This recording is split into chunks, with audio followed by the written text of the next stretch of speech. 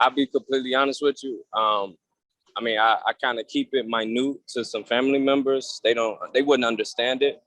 But this is probably the best, top 5 best things that ever happened to me. It literally, like, I struggled with certain ways that I walked, certain ways that my body was all my life. And now that I have like an understanding and a grasp of it, I almost feel like the billionaire's grandchild that just needs to be, inspired, motivated, because I look at knowledge as the biggest power. Knowledge is the biggest, revenue to me. And so, having this knowledge in general is amazing, and then to know that it's something out here like this is inspiring, for me to, I got to take advantage of it. So, the first 12 weeks, I'll be honest, I didn't do 4 days out the week every single time. And I still see amazing results that most people might think I'm, kidding on. So with the next 12 weeks, for me staying diligent and seeing those tens on my core and my abs and my glutes, I honestly have to create an imagination for, what I'm going to be, because, now it allows me to just think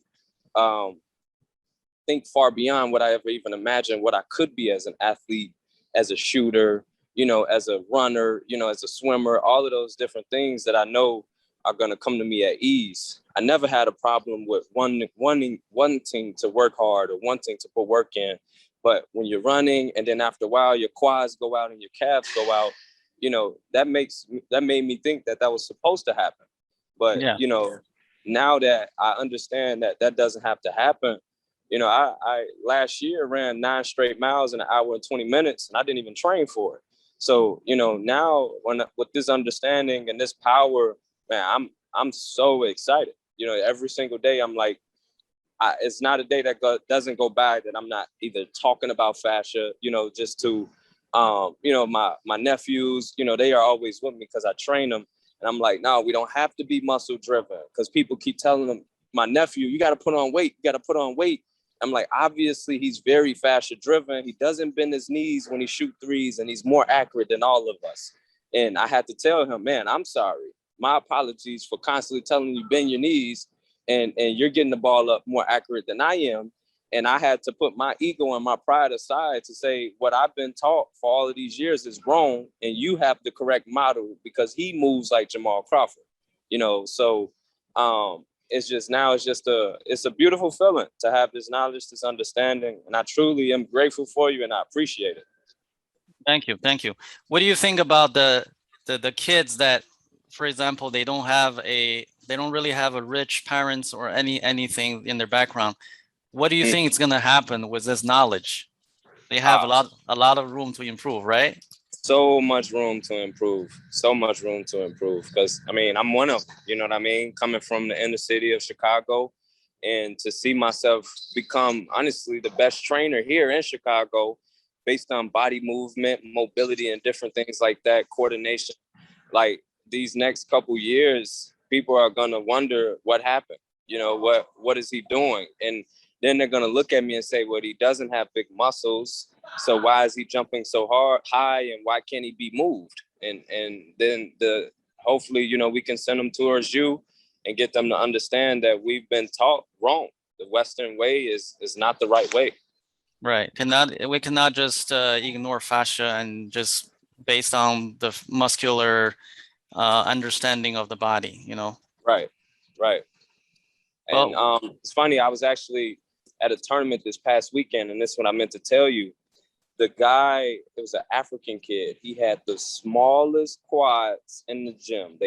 His quads almost went from like his kneecap, from his hip all the way down to his ankle was pretty much the same size. And he was the quickest, most athletic player in the entire gym. About yep. 5'8" as a 7th grader. And Right. And now I just have an understanding, Yes. Yep. Yes. Yep. When you're fascially strong, you're holistically strong. You don't Right. need to have segmented big muscles. That's not nature's way. That's not exactly. nature's. And one more thing, I have a friend, and he lifts weights all the time, and we went to high school together. Mhm. And he walked up to me the other day, not maybe about 2 weeks ago, and said, "Hey man, don't you think you need to, lift some weights now, gain some weight, and you want to get stronger and stuff?" And I just stay quiet and just laugh like, "Nah, man, I'm good. My shot's gonna be more accurate than yours, and that's all that matters."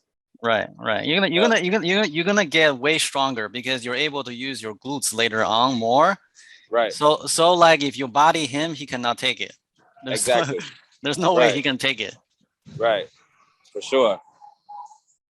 All right, great. It's good Definitely. to have you for 3 months, and Yeah. it's an incredible journey.